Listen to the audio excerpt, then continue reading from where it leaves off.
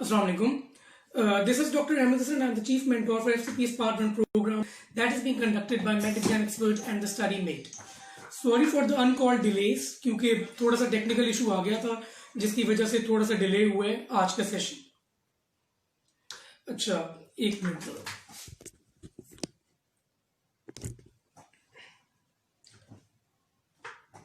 अच्छा, तो आज का जो सेशन है, ठीक है, वो बेसिकली जो है वो प्लान किया गया है फॉर नवंबर अटेम्प्ट कैंडिडेट्स। और इस जो सेशन है उसमें आपको बताया जाएगा कि आपने एग्जाम को कंडक्ट किस तरीके से करना है, एग्जाम में अपेयर किस तरीके से होना है, एग्जाम से पहले क्या करना है, एग्जाम के दौरान क्या करना है, एग्जाम के बाद क्या करना है, पैटर्न किस तरीके का होता है, एमसीक्यूज को किस तरीके से फेस करना है, टैकल करना है, टेक्निकलिटीज कुछ होती है स्पेसिफिक एफसीपीएस पार्ट 1 के एग्जाम की, क्योंकि एक ऑनलाइन एग्जाम है और नॉर्मली जो है वो लोग अडेप्ट नहीं होते और नॉर्मली आदत नहीं होती लोगों को इतनी देर कॉन्सेंट्रेट करने की स्क्रीन के ऊपर, तो स्क्रीन टाइम स्टेमिना कम होता है, तो उसको किस तरीके से मैनेज करना है, क्या क्या चीजें लेके जानी है और इस तरीके की सारी बातें, ठीक है। सारी जो छोटी छोटी टिप्स एंड ट्रिक्स होती हैं नवंबर के एग्जाम में अपेयर होने के लिए, एफसीपीएस पार्ट 1 में जो लोग अपेयर होने लगे हैं, ठीक है, उनके लिए ये सेशन पूरा अरेंज किया गया है। इसके बाद जब जैसे ही ये सेशन एंड होगा उसके बाद एक क्वेश्चन आंसर सेशन होगा। हम चाह रहे थे कि जूम से लाइव आ जाए लेकिन there was some technical issue, तो अब जो भी क्या कहते हैं ज्वाइन करना चाहता है क्वेश्चन आंसर सेशन के लिए, तो ही और she can comment on the Studymate page live video, ठीक है, और उस पर इंशाल्लाह जो है वो आपको आंसर कर दिए जाएंगे। Let me share the video first on different platforms ताकि लोगों को पता लग जाए कि वी आर लाइव, और उसके बाद हम लोग फॉर्मली ये सेशन बिगिन करेंगे इंशाल्लाह।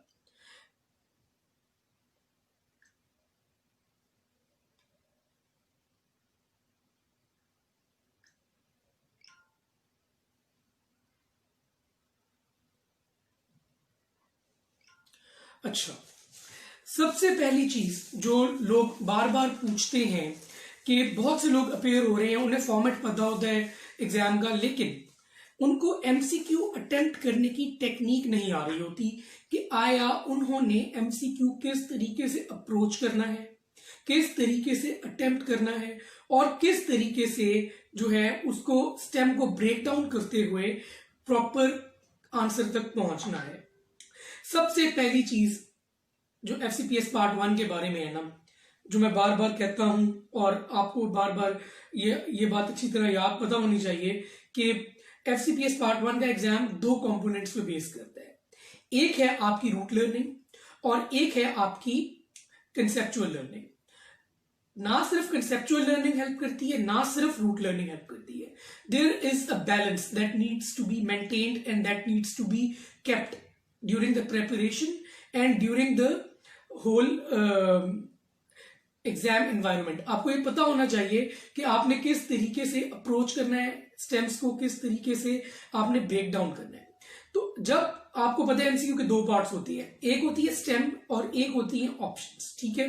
स्टेम जो होती है, ठीक है, उसकी वो बड़ी भी हो सकती है ऑब्वियसली और छोटी भी होती है, लेकिन एफसीपीएस पार्ट 1 में 80% स्टेम्स छोटी होती हैं, 1 लाइनर्स होती हैं या फिर 2 लाइनर्स होती हैं, ठीक है, तो आप इजीली उसको पढ़ सकते हो। और ऑप्शंस जो है वो 4 से 5 ऑप्शंस होती हैं, तो आपको अच्छे तरीके से स्टेम जो है वो पढ़नी है। आपने अच्छे तरीके से आपने स्टेटमेंट को कम से कम 2 दफा पढ़ना है अच्छे तरीके से, और मेक श्योर करना है कि जो आप जहन में बना रहे हो कि उसने पूछा हुआ है क्या वही चीज वो पूछना चाह रहा है।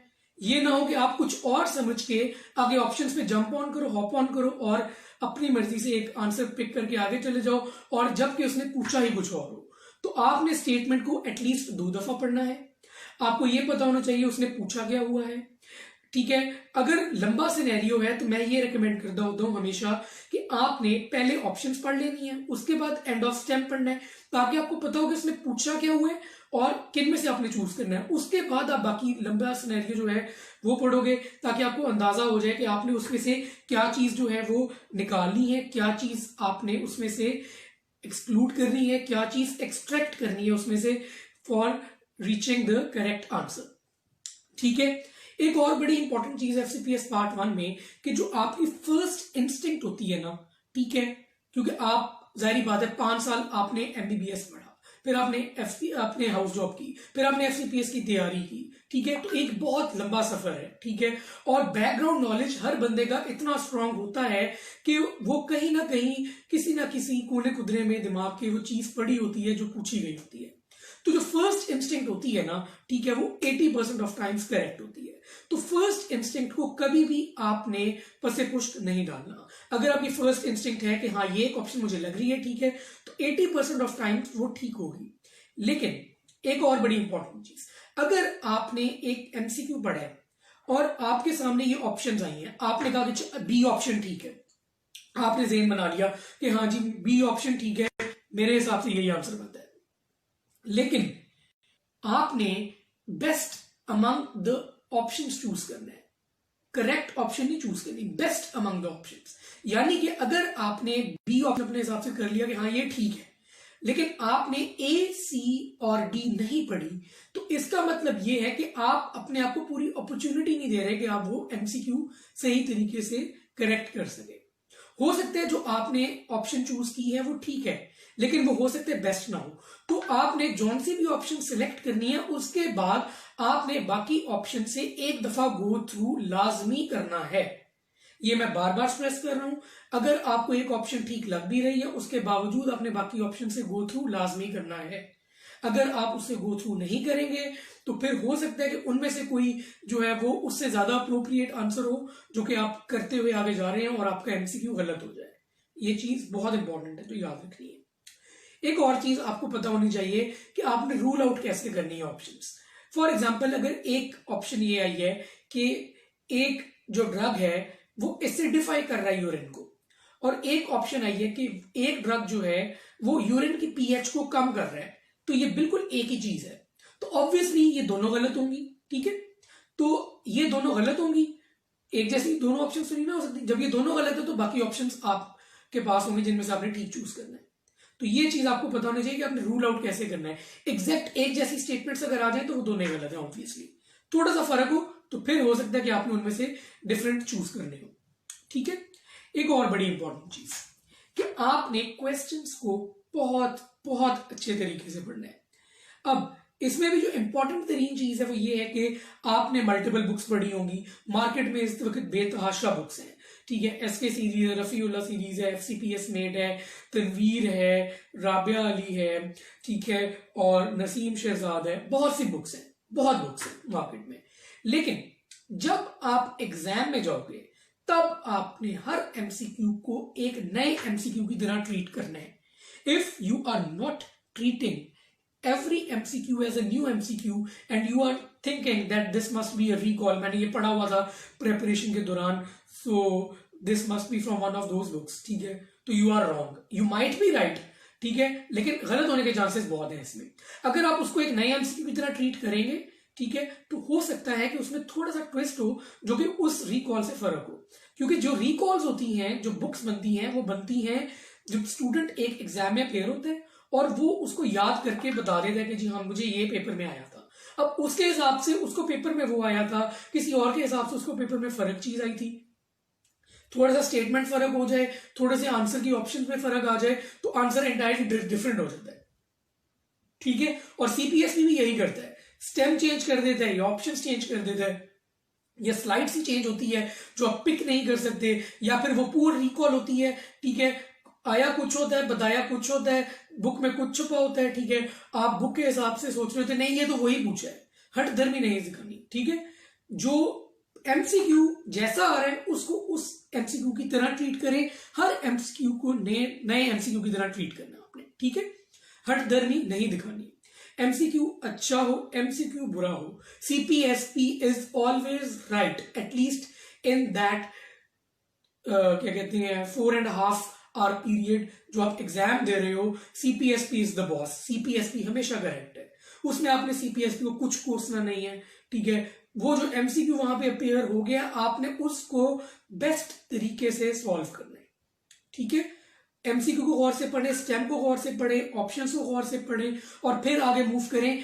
अगर वो रिपीट है वेल एंड गुड, लेकिन अगर वो रिपीट नहीं है तो फिर ऑब्वियसली आपने उस पर सोचना है और फिर ठीक करना है। और अगर वो रिपीट थोड़ा सा ट्विस्ट के साथ है और अगर आप उसको इस तरीके से ट्रीट कर रहे हैं कि इट इज अ रिपीट और आप गलत कराते हो, तो फिर वो एक निहायत ही अनएक्सेप्टेबल चीज है कि आप सिर्फ और सिर्फ अपनी जो है ना वो विशुअल थिंकिंग और बहुत ज्यादा जो है ना वो ऑप्टिमिज्म की वजह से कि हाँ ये वही चीज है जो मैंने पढ़ी थी, ठीक है, उस वजह से गलत करके आ रहे हो, ये हरकत नहीं करनी। हर एमसीक्यू को नई एमसीक्यू की तरह ट्रीट करना है। यही रीजन है कि लोग फेल होते हैं कि एक ही पेपर में लोग अपेयर होते हैं, ठीक है। कुछ लोग कह रहे होते हैं कि जी मेरा तो पेपर बहुत अच्छा हुआ है, 30 to 40% रिपीट था, ठीक है। कुछ लोग उसी पेपर को कह रहे होते हैं पेपर बहुत मुश्किल था, 20% रिपीट था। अब होता क्या है कि वो जो 20% वाला बता रहा होता है कि 20% रिपीट था, पेपर बहुत मुश्किल है, ठीक है, वो पास होते हैं। और जो कह रहे हैं पेपर बहुत आसान था, 30 to 40% रिपीट था, वो फेल होता है। उसकी रीजन ये है कि उस बंदे को लग रहा होता है कि वो ठीक कर रहा है क्योंकि वो रिकॉल्स की बेस पे चल रहा होता है, लेकिन वो गलत कर रहा होता है क्योंकि एमसीक्यूज में हल्की सी एक ट्विस्ट आ जाती है जिसकी वजह से the correct option is changed, ठीक है। तो इस चीज का बहुत बहुत ज्यादा ध्यान रखना है आपने, ठीक है। इस चीज पे आप कॉम्प्रोमाइज नहीं कर सकते, नहीं कर सकते। अच्छा, इसके अलावा एक और चीज कि आपने वो जो स्लाइड सी चेंज होती है, ऑप्शंस में आ जाए, स्टेम में आ जाए, उसको पिक करना है और हर एमसीक्यू को अपना ड्यू टाइम देना है। मैं आपको आगे जाके पैटर्न वगैरह भी बताता हूं पेपर का, लेकिन मैं एमसीक्यू अटेम्प्टिंग टेक्निक से इसलिए शुरू कर रहा हूं आज का ये लाइव सेशन क्योंकि कुछ लोग शुरू वाला पार्ट सुनते हैं और आगे छोड़ देते हैं। तो ये अटेम्प्टिंग टेक्निक सबसे ज्यादा इंपॉर्टेंट चीज है जो कन्वे होनी चाहिए, ठीक है। तो आपने हर एमसीक्यू को उसका ड्यू टाइम देना ही देना है। 4 घंटे हैं, 200 एमसीक्यूज हैं आपके पास, तो एक एमसीक्यू के लिए आपके पास रफली 1.5 मिनट बनता है और 1.5 मिनट बहुत होता है, ठीक है, बहुत ज्यादा टाइम है। क्योंकि एमसीक्यूज ऐसे या आपको आते होते हैं, फैक्चुअल होते हैं, लॉजिकल होते हैं, फैक्चुअल होते हैं, आपको आते होते हैं या नहीं आते होते हैं, ठीक है। तो आप बड़ी इजीली कर सकते हो, ठीक है। अगर आपका पेपर पीछे अच्छा नहीं भी जा रहा और आपको लग रहा है कि हाँ नहीं पेपर मेरा अच्छा नहीं हो रहा, लेकिन आपके सामने जो एमसीक्यू उस टाइम पे आया हुआ है उसको आपने गौर से पढ़ना है। आपने अपने उस एमसीक्यू के रिस्पॉन्स को पिछले एमसीक्यूज या पिछले पेपर के रिस्पॉन्स पे बेस नहीं करना। पिछला पेपर अच्छा हुआ है, पिछला पेपर बुरा हुआ है, कोई फर्क नहीं पड़ता। जो आपके पास एमसीक्यू एट हैंड है उसको सही तरीके से सॉल्व करें, उसको सही तरीके से पढ़ें, अपने सारे कॉन्सेप्ट्स, अपनी सारी हार्डवर्क और अपनी सारी जो है ना दुआओं को बुरोए कराते हुए उस एमसीक्यू पे फोकस करें जो आपके सामने है। ये ना सोचें कि पिछला पेपर बहुत फजूल हुआ है तो पता नहीं अब मैं फेल ना हो जाऊं, ठीक है। पास फेल होना अल्लाह ताला के हाथ में होता है, ठीक है। आपने सिर्फ अपनी मेहनत जारी रखनी है, पेपर के दौरान भी सिंसियर होकर अपने एफर्ट्स करते रहें, इंशाल्लाह एग्जाम क्लियर होगा। अगर हम जैसा को हो सकता है तो आपका भी हो सकता है, ठीक है। अच्छा, तो टाइम मैनेजमेंट इशू नहीं होता, हर एमसीक्यू को ड्यू टाइम देना है और मतलब कि 1 से 1.5 मिनट आप आराम से दे सकते हो एक एमसीक्यू को, ठीक है। और मैं आपको ये भी बताता चलूं,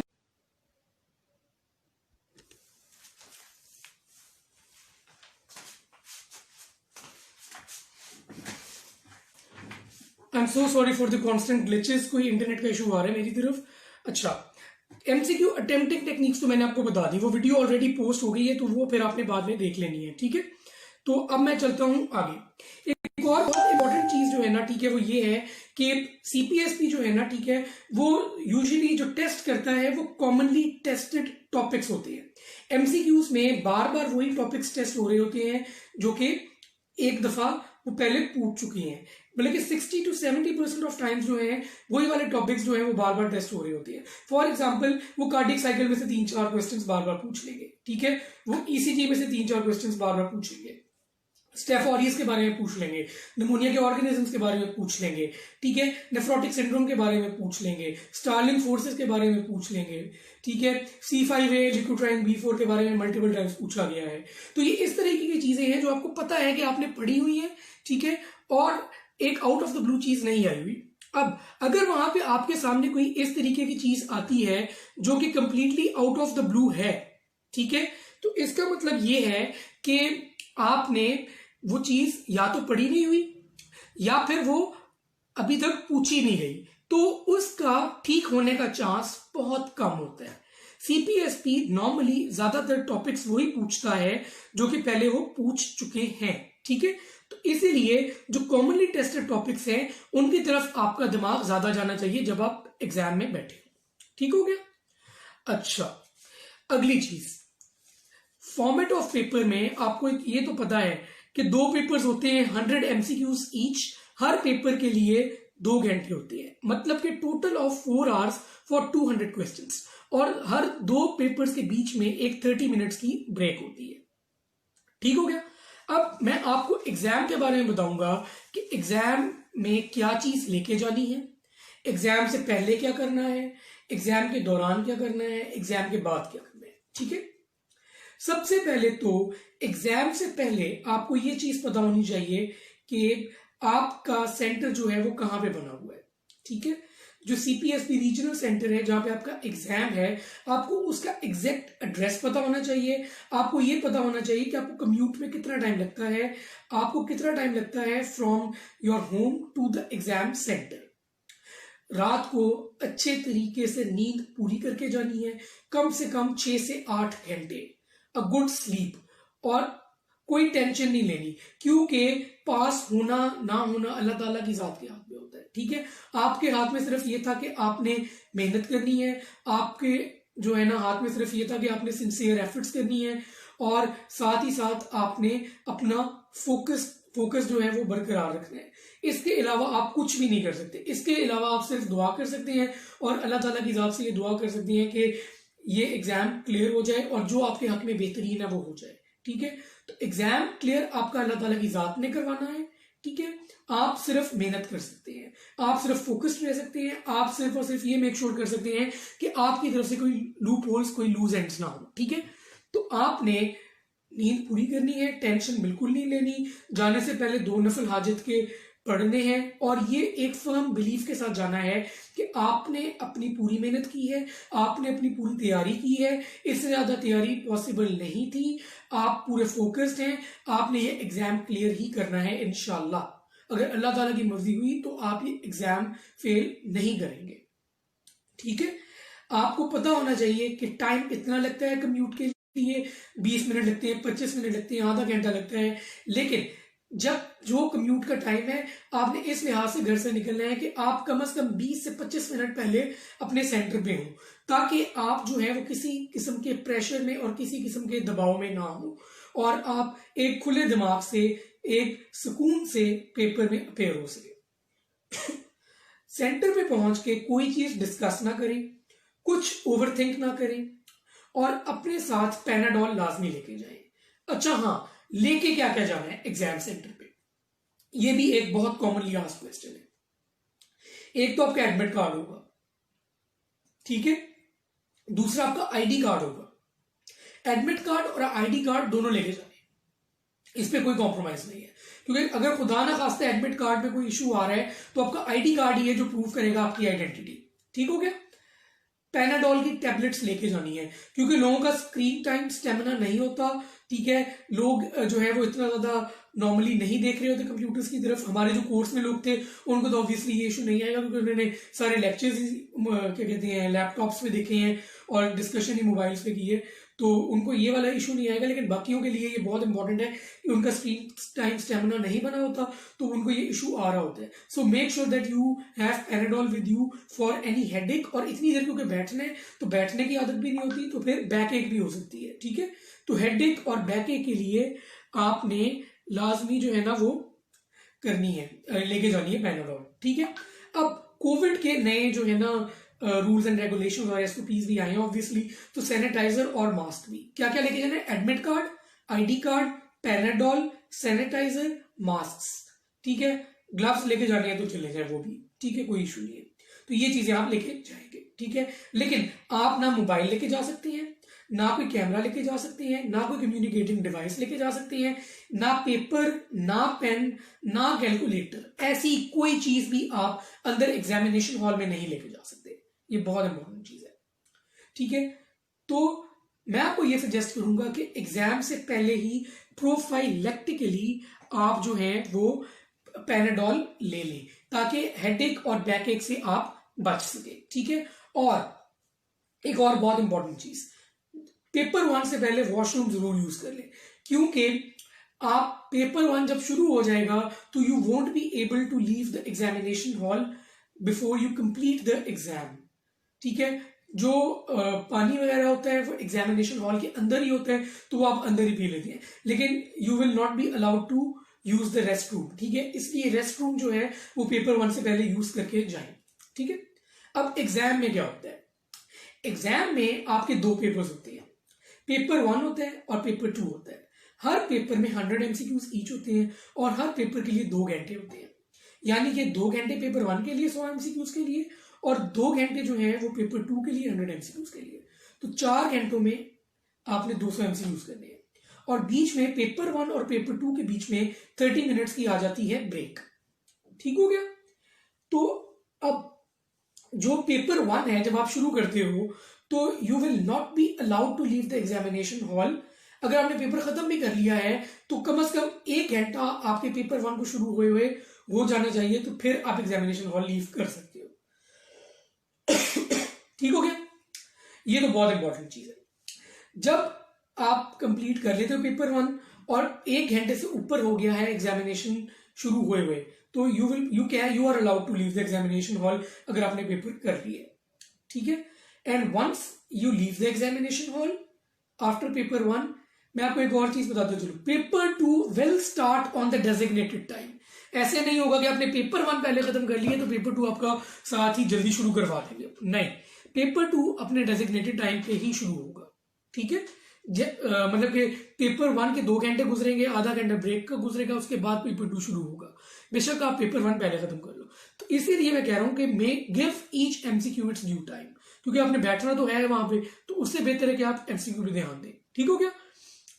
अच्छा, जो ब्रेक होती है बिटवीन पेपर 1 एंड पेपर 2 वो आधे घंटे की होती है, उसमें भी मैं यही रिकमेंड करूंगा कि कुछ डिस्कस ना करें, ठीक है, डिटर्मिन्ड रहें, फोकस करें, ठीक है, पेपर 2 के बारे में सोचे ज्यादा, ठीक है, और पेपर डिस्कस ना करें उस ब्रेक में।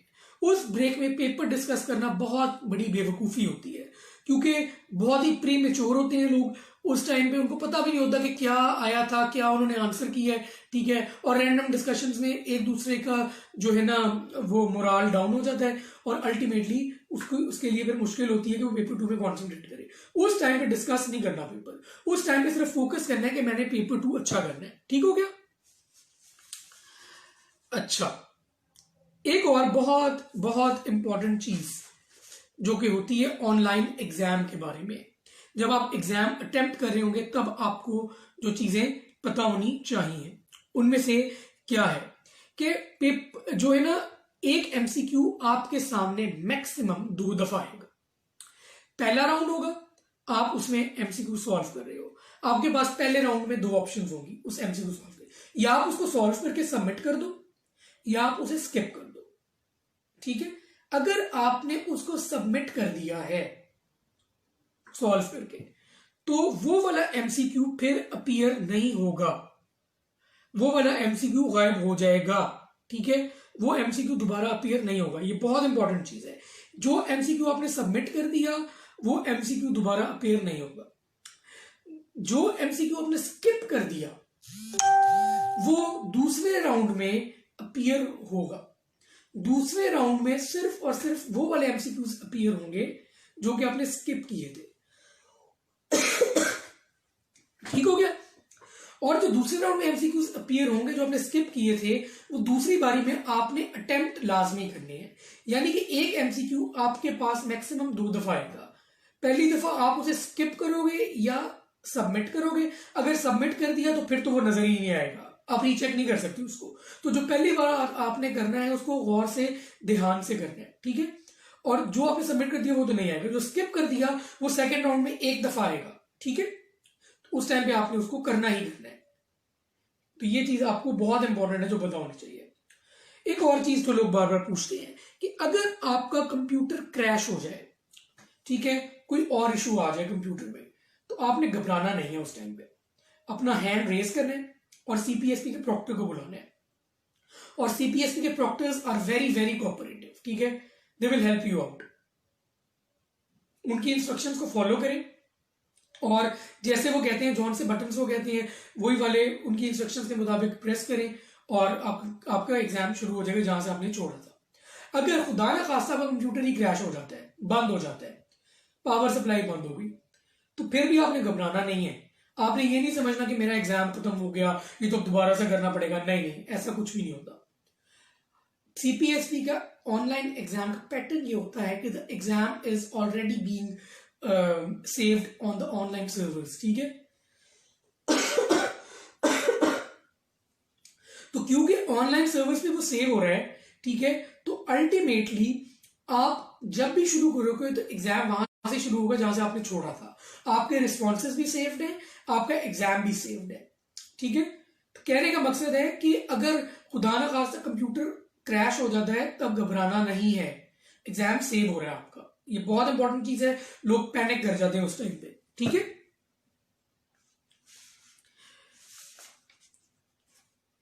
सर अगर क्वेश्चन सॉल्व ना किया हो और सबमिट क्लिक हो जाए तो क्वेश्चन दोबारा नहीं आएगा? नहीं आएगा, दोबारा क्वेश्चन नहीं आएगा, ठीक है। सबमिट आपने सॉल्व करके क्लिक करना, ठीक हो गया। मानूर प्लीज यस लिख दें, फिर मैं आगे चलूं।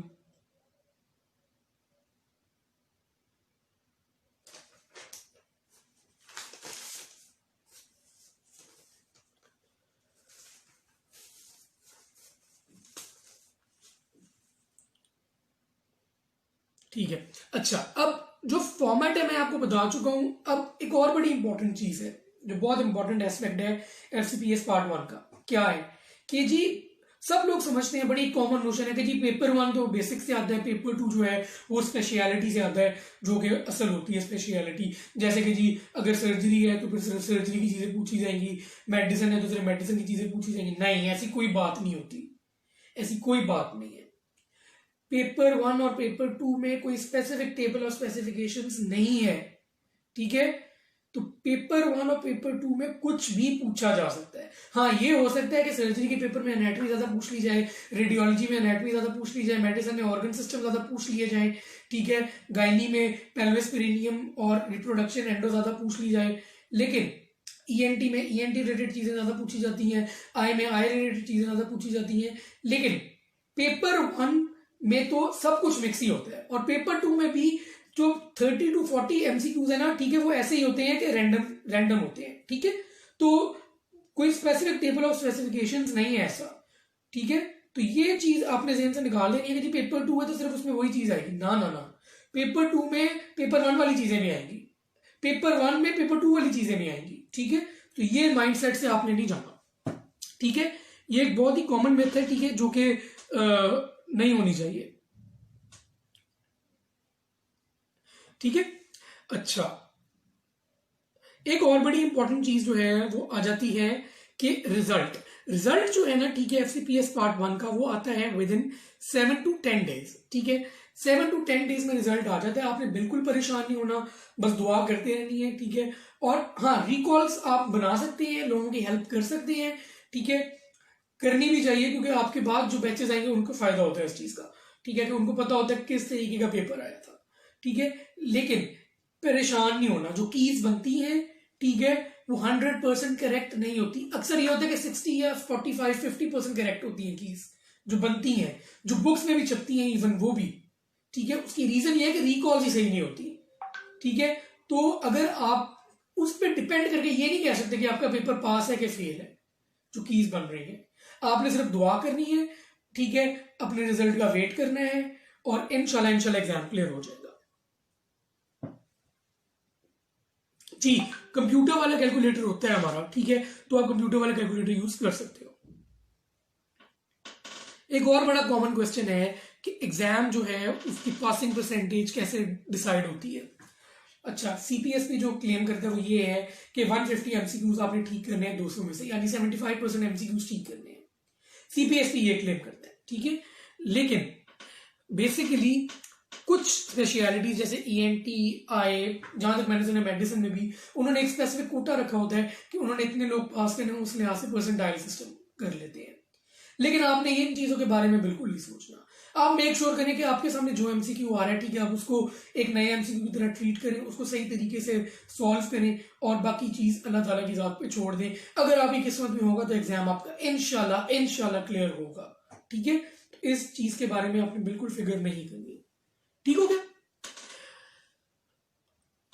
अच्छा, कंप्यूटर में टेस्ट ऑलरेडी ओपन होता है या हमें कुछ करना पड़ता है? कंप्यूटर में आप लोगों ने ना एक आपको नंबर दिया होता है, एप्लीकेशन वो जो रोल नंबर स्लिप होती है ना उसमें एक नंबर होता है, वो आप पुट करेंगे तो उसमें फिर आपकी आगे खुल जाएगा पेपर। ठीक है, एडमिट कार्ड का कुछ लोगों ने पूछा है। एडमिट कार्ड जो है वो तकरीबन एक हफ्ता पहले आपको मिल जाता है। ठीक है, जो एप्लीकेशन पे आपने एड्रेस लिखा हुआ था ना उस पर आपका एडमिट कार्ड आ जाता है। अगर खुदा ना खास्ता आपका एडमिट कार्ड नहीं आया, आप उनको टेलीफोन करें, टेक्स्ट करें, ईमेल करें, ठीक है, सीपीएसपी वालों को, वो आपको बाय मेल भेज देंगे। अगर बाय मेल आ जाता है आप उसको प्रिंट करें ले जाएं, एग्जैक्ट उसकी वही वर्थ है। अगर खुदा ना खास्ता फिर भी नहीं आ रहा, लेकिन आपको वो बता देते कि जी आपका इस दिन है, एडमिट कार्ड नहीं अरेंज हो पा रहा, फर्ज करें बहुत ही बुरा सिनेरियो है, आप अपना आईडी कार्ड लें, अपने एप्लीकेशन का प्रिंट आउट लें और आप चले जाएं।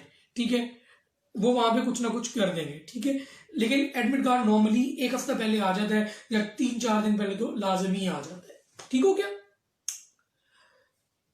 अच्छा, ये तो थी कुछ टेक्निक्स, कुछ टेक्ट्स थी जो मेरे तरफ से मैं आपको बताना चाह रहा था कि आपको पता होनी चाहिए कि आपने एग्जाम में किस तरीके से अपेयर होना है और किस तरीके से आपने चीजों को डील करना है। एग्जाम जैसे ही खत्म हुआ आपने कुछ डिस्कस नहीं करना, सब कुछ अल्लाह ताला की जात पे छोड़ देना है, रिलैक्स करना है, वेट करना है रिजल्ट का, और 2 नफल शुक्राने के लाजमी पढ़ने हैं। क्योंकि बहुत से लोग हैं जो हर दफा कोशिश करते हैं, सोचते हैं कि हम एग्जाम में अपेयर होंगे, उनमें इतनी करेज ही नहीं आती कि वो एग्जाम में अपेयर हो जाए। आप में वो करेज थी, आप में वो स्ट्रेंथ थी कि आप एग्जाम में अपेयर हो गए हैं, और वही बहुत बड़ी बात होती है। और इंशाल्लाह अगर आपकी किस्मत में होगा, अगर आपका हार्डवर्क इतना सस्टेनेबल होगा तो आप इंशाल्लाह एग्जाम आराम से क्लियर कर जाएंगे। ठीक है, और कुछ लोग जो 71 और 75 के बीच में होते हैं ना, ठीक है, और जो एग्जाम फेल कर जाते हैं इस वजह से, मैं तो उनको फेल भी नहीं कहूंगा, वो अनफॉर्चुनेट होते हैं इस मामले में कि वो इतना अच्छा परफॉर्म नहीं कर पाते। 3-4 एमसीक्यूज का फर्क होता है। ठीक है, तो they are not considered failures in the true sense. ठीक है, 71 से 74 के बीच में जो लोग होते हैं जो क्लियर नहीं कर सकते एग्जाम, ठीक है, इसका मतलब ये है कि उनकी तरफ से एफर्ट में कोई कमी नहीं थी, उनके लिए ये बेहतर टाइम नहीं था कि वो एग्जाम क्लियर कर सके। ठीक है, तो ये था आज का सेशन पूरे का पूरा। ठीक है, एडमिट कार्ड ईमेल में आता है या मेल में, दोनों में आता है। ईमेल में भी आता है, इलेक्ट्रॉनिक एडमिट कार्ड कहते हैं उसे, और बाय पोस्ट भी आता है जिसको मैं मेल कह रहा हूं। ठीक है, अच्छा जी, तो इसके अलावा कुछ लोग पूछ रहे थे कि फेब्रुअरी अटेम्प्ट के लिए जो लोग देख रहे हैं अभी ये वाला सेशन, ठीक है, और जो फेब्रुअरी के लिए ज्वाइन करना चाहते हैं, तो फेब्रुअरी के लिए क्रैश कोर्स शुरू किया है हमने 5 दिसंबर से। ठीक है, 5 दिसंबर से they can join us for the crash course. Limited seats है, उसकी रजिस्ट्रेशन शुरू हुई है, ऐसे 2 महीने का कोर्स है। ठीक है, अच्छा, एक और बड़ी इंपॉर्टेंट चीज है कि जो आपकी रिव्यू बुक होती है ना, FCPS मेट फर्स्ट एडिशन पढ़ी हो, FCPS मेट गोल्ड रिकॉल्स पढ़ी हो, तनवीर पढ़ी हो, आपने SK किम पढ़ी हो, नसीम शहजाद पढ़ी हो, जो भी बुक पढ़ी है, अगर आपने उसकी कलर कोडिंग की हुई है और आपको वो बुक अच्छी तरह समझ आई हुई है, आपको वो बुक अच्छी तरह याद है, तो उस बुक को आपने एग्जाम से 2 दिन पहले पूरा पढ़ के जाना है, क्योंकि उस बुक में से आपकी मेजॉरिटी चीजें सॉल्व हो जाएंगी। एग्जैक्ट वैसे आए ना आए, अगर आपका कॉन्सेप्ट स्ट्रांग है, आपको पता है कि आपने किस तरीके से उस चीज को याद किया हुआ है, तो आप वहां पे हर एमसीक्यू को नए एमसीक्यू की तरह ट्रीट करेंगे और फिर आप उसको आगे लेके चलेंगे। ठीक है,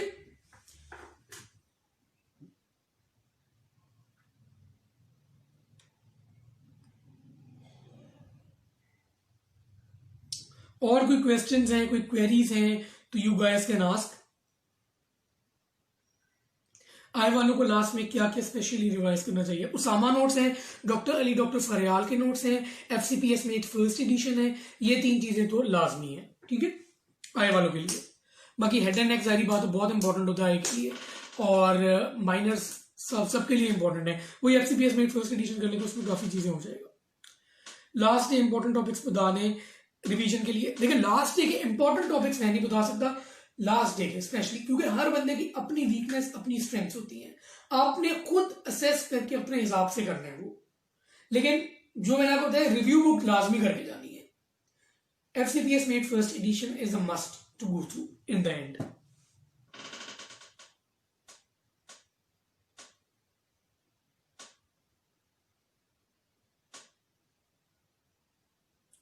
और कोई क्वेरीज, कोई क्वेश्चंस हैं आपके तो बताएं मुझे, वरना फिर सेशन एंड करते हैं। और मैं कोशिश करूंगा कि मैं जूम के थ्रू भी एक सेशन जल्दी रख लूं, ठीक है। परसों इंशाल्लाह सोच रहा हूँ मैं, अगर परसों जूम के थ्रू सेशन रखता हूँ तो I will notify you guys, ठीक है। तो आप लोग जूम के थ्रू आके भी ज्वाइन कर सकते हैं। वो इतना फॉर्मल सेशन और इतना डिटेल्ड सेशन तो नहीं होगा, उसमें सिर्फ आपकी क्वेरीज जो है वो एड्रेस होंगी, ठीक है। अगर कि कोई रिव्यू बुक ना पढ़ी हो तो is it okay to go over it. अगर कोई रिव्यू बुक अभी तक नहीं पढ़ी तो इस टाइम पे रिव्यू बुक कोई ना पढ़े। इस टाइम पे फिर आप अपनी थ्योरी बुक्स और अपनी पास्ट एमसीक्यूज जो आपने सॉल्व किए उन पे स्टिक रहे, लेकिन पढ़नी चाहिए। सर एक दफा सारे पास पेपर्स किए हैं, लेकिन लास्ट डे सारे दोबारा देखने हैं या ओनली रीसेंट? नहीं, लास्ट डे आपने सिर्फ वो वाली चीजें देखनी है जो कि आपने मार्क की हुई है। कलर कोडिंग, मैं इसलिए पहले दिन से ये बता रहा हूं सबको कि कलर कोडिंग कितनी इंपॉर्टेंट होती है। अगर आखिरी दिन आपने कलर कोडिंग की होगी तो आप आखिरी दिन सारी बुक से भी ग्रो थ्रू कर सकते हैं, अगर आपकी अच्छी कलर कोडिंग है।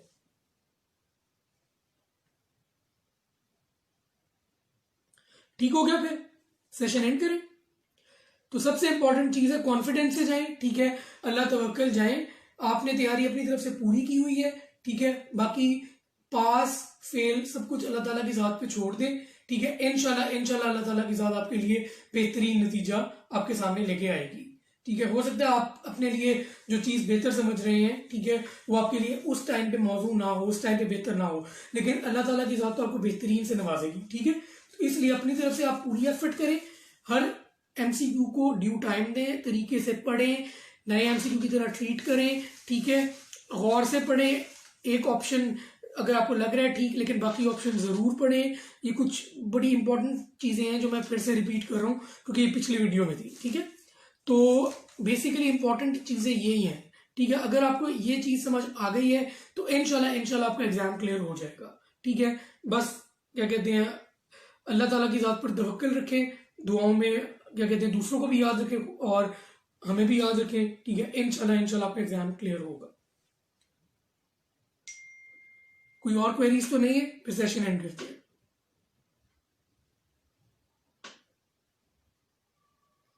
Sorry for the technical glitches, ठीक है। मैं ये सारी जो 2 वीडियोस है इनको मैं कंबाइन करके यूट्यूब के चैनल पे अपलोड कर रहा हूँ, तो वहां पे भी देख सकते हैं एक दफा फिर, ठीक है। Thank you so much for your time, जज़ाकल्लाह खैर, अल्लाह हाफिज।